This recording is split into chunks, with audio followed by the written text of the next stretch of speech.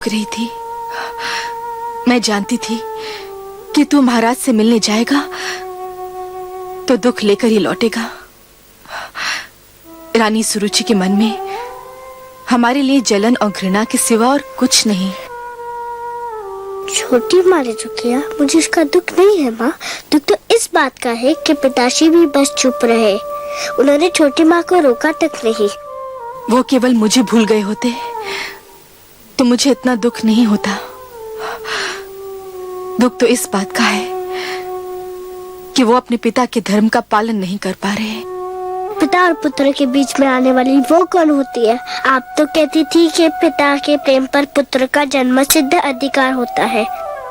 होता है पुत्र, अवश्य होता है। ठीक उसी प्रकार जिस प्रकार सूरज की धूप पर धरती का अधिकार होता है। किंतु कभी कभी काली घटा यूं सूरज की धूप और धरती के बीच आ जाती है, जिससे सूरज की धूप धरती तक नहीं पहुंच पाती। रानी सुरुचि भी वो काली घटा है जिसने पिता के प्रेम को पुत्र तक पहुंचने से रोक रखा है। मैं तो उनका बहुत आदर करता था, पर उन्होंने आपको बेकारन कहा तो मुझे बहुत बुरा लगा। आश्चर्य तो ये है कि पिताश्री भी इस पर भी कुछ नहीं बोले। भूल जाओ पुत्र, भूल जाओ इन बातों को। कुछ विष स्वाद में मीठे होते हैं, किंतु होते तो विष है ना। महाराज पर भी ये भेद एक दिन अवश्य खुल जाएगा कि रानी सुरुचि एक मधुर विष है। मैं भगवान विष्णु से प्रार्थना करती हूँ कि महाराज की आंखें खुल जाएं। भगवान विष्णु? छोटी माँ भी यही नाम ले रही थी कि मुझे पिताश्री के गोद में बैठने का अधिकार अब भगवान विष्णु ही दिला सकते हैं। हाँ पुत्र, महाराज की गोद तो क्या, वो अपनी गोद में बैठने का भी अधिकार दिला सकते हैं। वो महाराजाओं के महाराज हैं, सम्राटों के सम्राट हैं, परम बलवान सर्वशक्तिमान है। पुत्र, तुम देखोगे वो कैसे लगते हैं। हाँ, आओ आओ।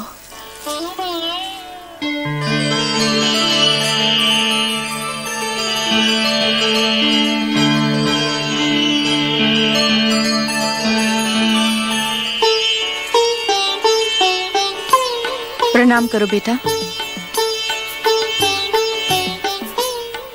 ये है हमारे विष्णु भगवान, लक्ष्मीपति नारायण, जिनकी मैं नित दिन पूजा करती हूँ। मैं भगवान विष्णु के पास जाऊँ कब आते? चले जाना पुत्र, अभी तुम छोटे हो। बड़े हो जाने के बाद अवश्य चले जाना उनके पास। वो सब ठीक कर देंगे। रात्रि हो गई है, चलो चल के सो जाते हैं। सब विष्णु भगवान पे छोड़ दो, वो सब ठीक कर देंगे। चलें? चलो।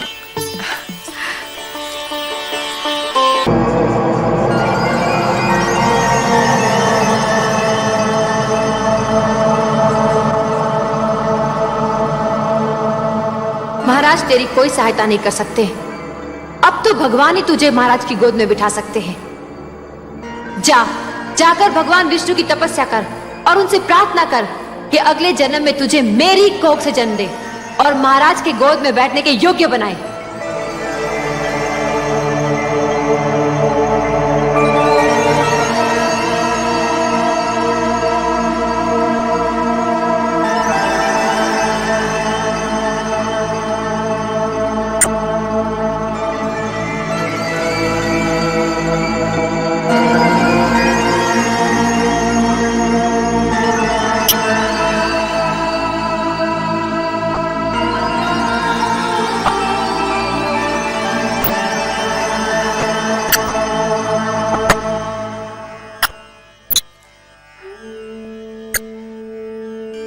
वो महाराजाओं के महाराज हैं, सम्राट के सम्राट हैं, परम बलवान, सर्वशक्तिमान है। तुम देखोगे वो कैसे लगते हैं। ये है हमारे विष्णु।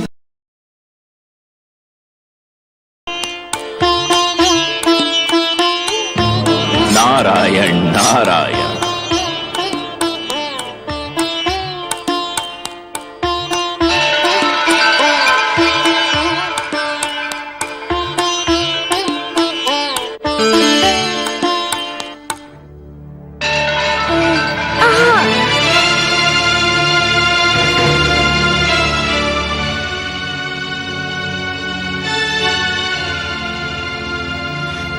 बालक, आप कौन है महात्मन? तुम प्यासे हो और मैं तुम्हारे लिए जल लाया हूँ। क्या इतना जान लेना पर्याप्त नहीं है? मैं जल पीना नहीं चाहता। मैं भगवान विष्णु से मिलने जा रहा हूँ। बहुत लंबी यात्रा करनी है मुझे। जल नहीं पियोगे तो लंबी यात्रा कैसे करोगे? धर्म की साधना के लिए शरीर की रक्षा करना बहुत आवश्यक होता है बालक। लो, थोड़ा सा जल पी लो।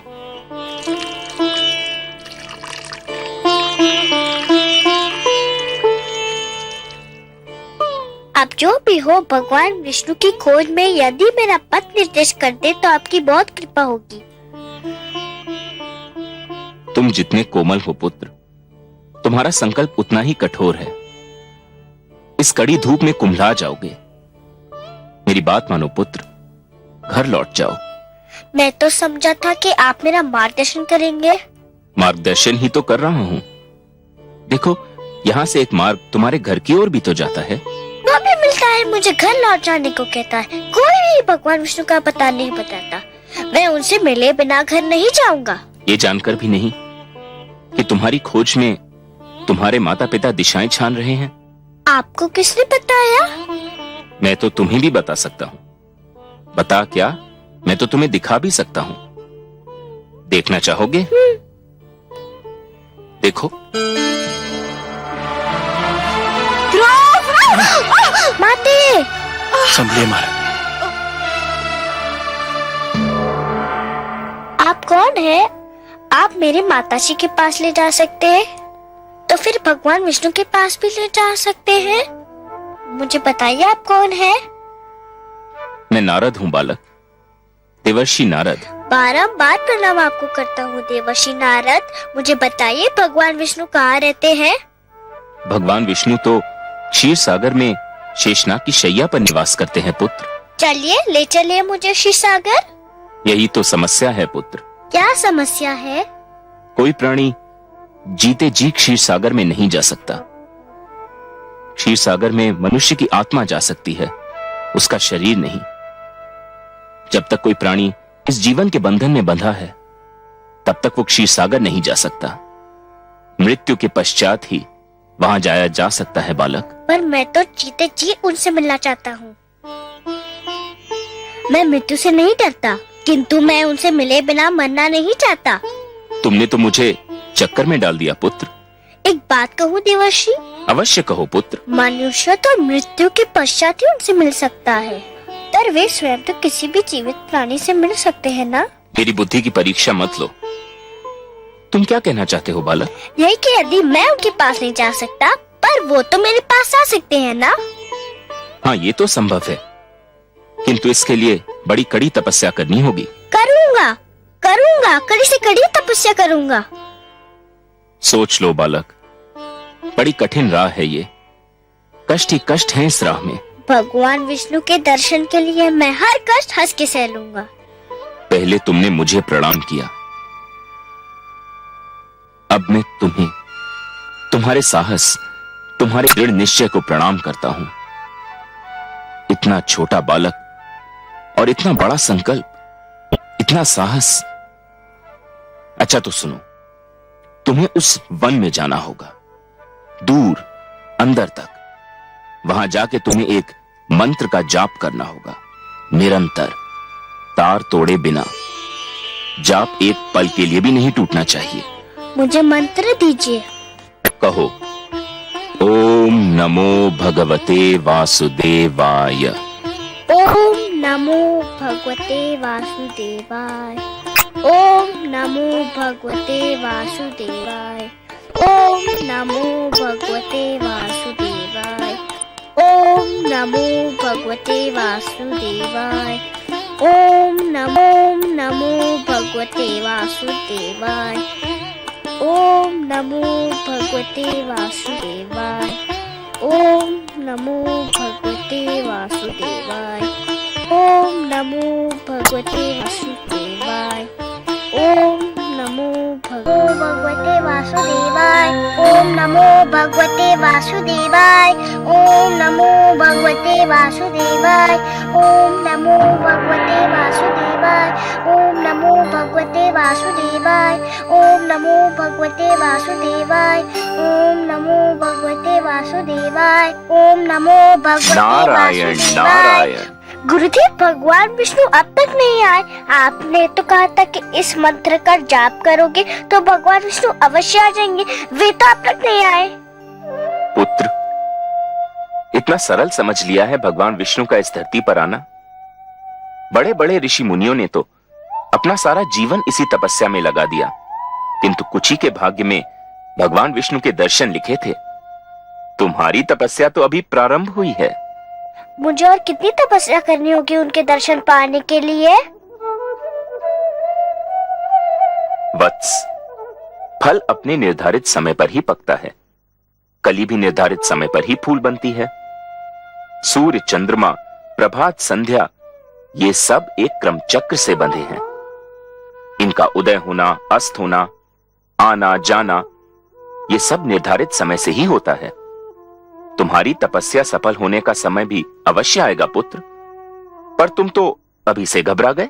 घबराया नहीं गुरुदेव, पर कहीं मेरी तपस्या में कोई कमी तो नहीं रह गई जो भगवान विष्णु अभी तक मेरे पास नहीं आए? तुम्हारी बात में तथ्य है पुत्र। तुमने मुझे सोचने पर विवश कर दिया है, क्योंकि ये तो सत्य है कि मेरे नारायण उन्हीं से प्रसन्न होते हैं जिनके मन में उनके अतिरिक्त किसी का ध्यान न हो, जिनके नेत्रों में उनके अतिरिक्त किसी की छवि न हो, जो उनके दर्शन के अतिरिक्त कोई अभिलाषा न रखते हों, जो सारी कामनाओं का, सारे बंधनों का त्याग कर चुके हों, जो पूर्ण रूप से समर्पित हों। आप ही तो मेरे गुरु हैं, आप ही तो मेरे मार्गदर्शक हैं। आप ही बता सकते हैं कि मैं और क्या करूं जो भगवान विष्णु मेरे पास आ जाए। कुछ पाने के लिए कुछ छोड़ना पड़ता है वत्स, यही विधि का नियम है। मुझे क्या छोड़ना होगा गुरुदेव? तुम बहुत बड़ी वस्तु पाना चाहते हो, अतएव तुमको बहुत बड़ी वस्तु छोड़नी पड़ेगी। आप उस वस्तु का नाम बताइए, मैं उसे छोड़ दूंगा। खाना छोड़ सकते हो? हाँ, छोड़ दूंगा। तब तो भगवान विष्णु मेरे पास आ जाएंगे ना? अवश्य आएंगे, अवश्य आएंगे पुत्र। कोई कितना भी आग्रह करे, कितना भी विवश करे, बस तुम खाने को हाथ मत लगाना। फिर देखो कितना शीघ्र भगवान का मन पिघलता है। अच्छा, तुम अपने मंत्र का जाप आरंभ करो, मैं चला। मुझे कुछ और कार्य याद आ गया है। ओम नमो भगवते वासुदेवाय। नमो भगवते वासुदेवाय। ओम नमो भगवते वासुदेवाय। ओम नमो भगवते वासुदेवाय। ओम नमो भगवते वासुदेवाय। ओम नमो भगवते वासुदेवाय। ओम नमो भगवते वासुदेवाय।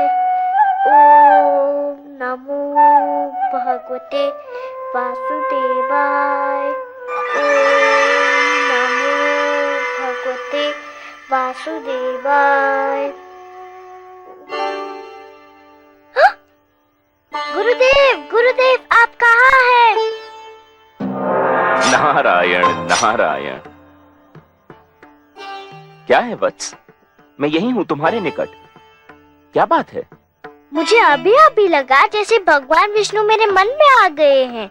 मुझे लग रहा है जैसे भगवान विष्णु मेरे अंदर विराजमान है। अहो भाग्य, तब तो चमत्कार हो गया पुत्र। तुम्हारी तपस्या ने भगवान विष्णु का मन जीत लिया। मुझे तुम पर गर्व है। तुम धन्य हो पुत्र। तुमने सिद्ध कर दिया कि तुम मेरे शिष्य होने के अधिकारी थे। पर वे मेरे सामने क्यों नहीं आए? उससे क्या अंतर पड़ता है पुत्र? जिसके मन में भगवान विष्णु रम गए हों, उसे और क्या चाहिए? उसका तो जन्म सफल हो गया। तो मेरी बात मानो, मंत्र के जाप को विराम दो, अन्न जल ग्रहण करो और अपने राजमहल लौटने की तैयारी करो। नहीं गुरुदेव, ना मैं मंत्र का जाप छोड़ूंगा, ना कुछ खाऊंगा, ना कुछ पीऊंगा, ना घर जाऊंगा। क्यों? अब और क्या पाने को शेष रह गया है? अभी तो भगवान विष्णु केवल मेरे मन में आए हैं। तो फिर और क्या चाहिए तुम्हें? मैं चाहता हूँ कि भगवान विष्णु मेरे सामने आए। मैं उन्हें देखना चाहता हूँ। किंतु क्यों? मैं उनसे बात करना चाहता हूँ, उनसे कुछ पूछना चाहता हूँ। तुम्हारी मांगे तो बढ़ती जा रही हैं पुत्र, और जैसे जैसे तुम्हारी मांगे बढ़ रही हैं, वैसे वैसे मेरी चिंता बढ़ती जा रही है। क्या पूछना चाहते हो तुम? मैं उनसे पूछना चाहता हूँ कि मुझे मेरे पिताश्री की गोद से क्यों उतारा गया? मुझ पर अन्याय होता देखकर मेरे पिताश्री क्यों चुप रहे? संसार में ऐसा अन्याय क्यों होता है? इसलिए भगवान को मेरे सामने आना ही होगा, नहीं तो मैं यूं ही भूखा प्यासा रहूंगा। सुनो पुत्र, तुम भाग्यशाली हो कि तुम्हें इतना कुछ मिल गया। भगवान विष्णु को प्रसन्न करके उनका मन जीतने वाले तुम पहले सबसे छोटी आयु के बालक हो। अब और हठ न करो। भगवान विष्णु तुम्हारे मन में रम गए हैं तो समझो तुमको मिल ही गए। नहीं गुरुदेव, मैं उनको अपने सामने लाकर ही रहूंगा। उसके लिए जो करना पड़ेगा पुत्र, वो तुमसे नहीं होगा। आप बताइए तो सही। मैं अपने भगवान को देखने के लिए कुछ भी कर सकता हूँ, परंतु उससे तुम्हारे प्राणों पर भी संकट आ सकता है पुत्र। मुझे अपने प्राणों की चिंता नहीं है, मुझे तो बस भगवान विष्णु को देखना है। आप बताइए मुझे क्या करना होगा? नारायण नारायण, न जाने कैसे हठी बालक से पाला पड़ा है। अब इसके बाल हट का मैं क्या करूं? मुझे बताइए ना मुझे क्या करना है। नहीं पुत्र, तुम नहीं कर पाओगे, बहुत कठिन कार्य है। मैं कर लूंगा, आप बताइए तो सही। अच्छा तो सुनो, यदि तुम अपनी इच्छा की पूर्ति चाहते हो तो तुम्हें अपनी श्वास को रोकना होगा। कैसे? सुनो पुत्र, एक बार ओम का उच्चारण करके पूरी शक्ति से अपनी श्वास को अंदर खींचकर मन ही मन ओम नमो भगवते वासुदेवाय का तब तक जाप करो जब तक स्वयं भगवान विष्णु तुम्हारे नेत्रों के सम्मुख साक्षात न आ खड़े हों।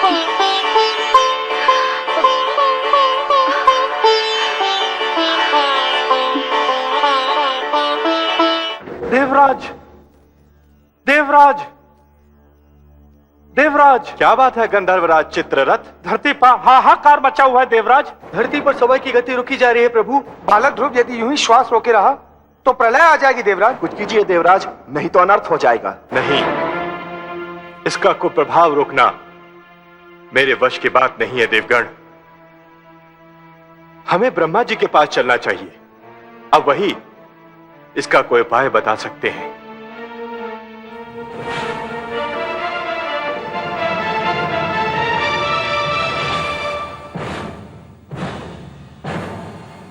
त्राहिमाम, त्राहिमाम, त्राहिमाम, त्राहिमाम, त्राहिमाम, त्राहिमाम।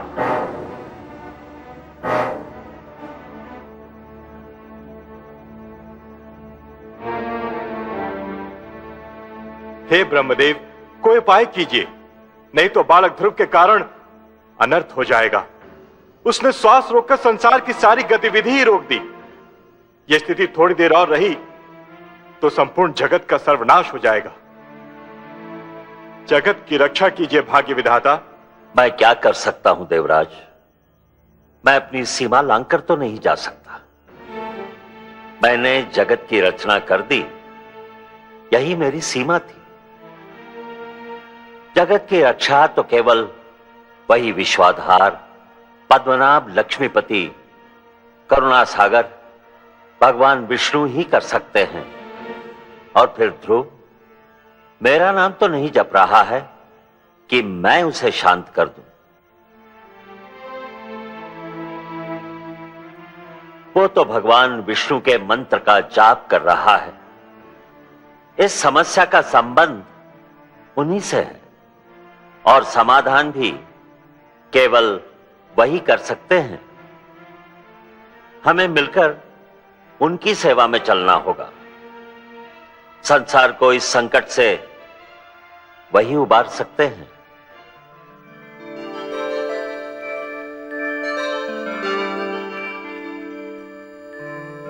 त्राहिमाम त्राहिमाम त्राहिमाम त्राहिमाम। प्रणाम हे नारायण। हे लक्ष्मीपति, हे गोविंद, हे सर्वेश्वर, आपको कोटि कोटि प्रणाम। प्रणाम। हे त्रैलोकीनाथ, सृष्टि की रक्षा कीजिए, नहीं तो आपकी सृष्टि को प्रलय आने से पहले ही एक महाप्रलय नष्ट कर देगी। ध्रुव ने जब से श्वास रोककर द्वादशाक्षर मंत्र का जाप आरंभ किया है, सारे संसार में वायु की गति रुक गई है। प्राणियों के दम घुट रहे हैं प्रभु। ध्रुव को रोकना मेरे वश में नहीं है भगवान। यह कार्य केवल आप ही कर सकते हैं। आप सृष्टि के रक्षक हैं, उसके पालनहार हैं। हम सब विनती करते हैं, आप ही ध्रुव की समस्या का कोई उपाय कीजिए प्रभु। समस्या बहुत गंभीर हो गई है। अब बात केवल एक बालक तक सीमित नहीं रही ब्रह्मा जी। सारी सृष्टि के समक्ष एक संकट खड़ा हो गया है। अब तो हमें जाना ही होगा अपनी सृष्टि की रक्षा के लिए। और फिर किसी और की भांति हमें भी तो ध्रुव के प्राणों की चिंता है।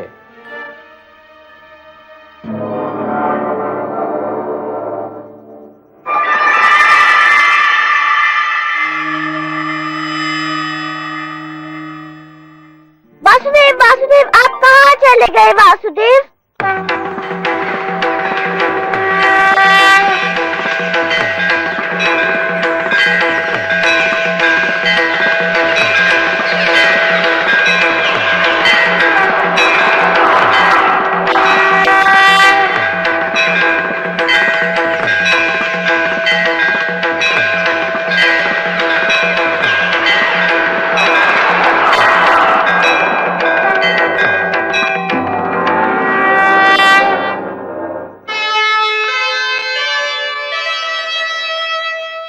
नन्हा सा ध्रुव हो गया, ऐसा भक्त महान, शक्ति दिखाई भक्ति ने, प्रकट हुए भगवान। वासुदेव, मैं कहीं नहीं गया वत्स ध्रुव। तुम मुझे अपने सम्मुख देखना चाहते थे ना? तो लो, देखो, मैं तुम्हारे नेत्रों के सामने उपस्थित हूं। तुम विजयी हुए पुत्र।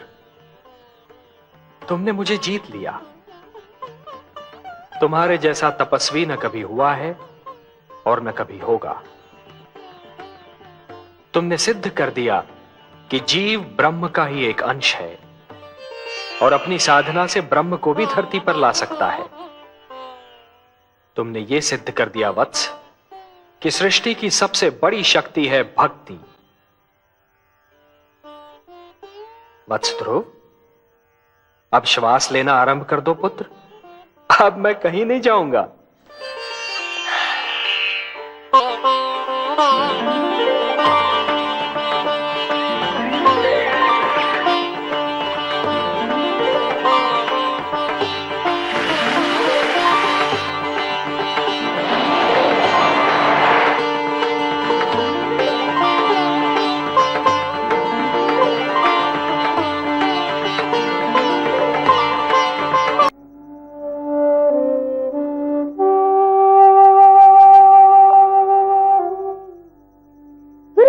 देखिए देखिए क्या चमत्कार हो गया।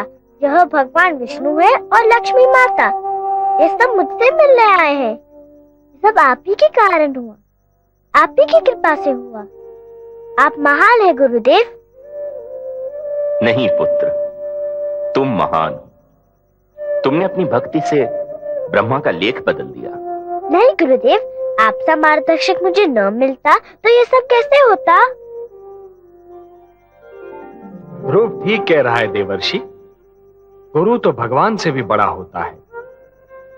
गुरुर ब्रह्मा गुरुर विष्णु गुरुर्देवो महेश्वरः गुरु साक्षात परब्रह्म तस्मै श्री गुरवे नमः। यशस्वी भव पुत्र। प्रभु, यदि आपकी और माता की अनुमति हो तो मैं वत्स ध्रुव को महाराज उत्तानपाद की राजधानी पहुंचा दूं। नहीं देवर्षि, आप अकेले नहीं जाएंगे। ध्रुव को विदा करने हम सब साथ मिलकर जाएंगे।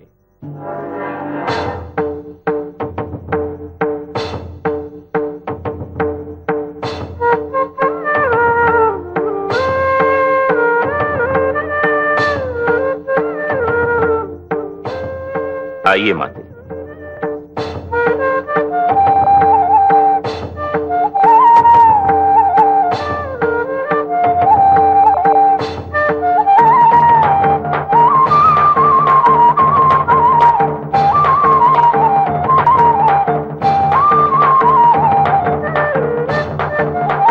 मैं आपको शुभ समाचार सुनाने आई हूँ महाराज। तुम और शुभ समाचार? बबूल के वृक्ष पर आम नहीं फलते सुरुचि। महाराज, भगवान विष्णु चाहे तो क्या नहीं हो सकता। ये देखिए। प्रणाम माते, प्रणाम पिताश्री। ध्रुव, मेरे लाल।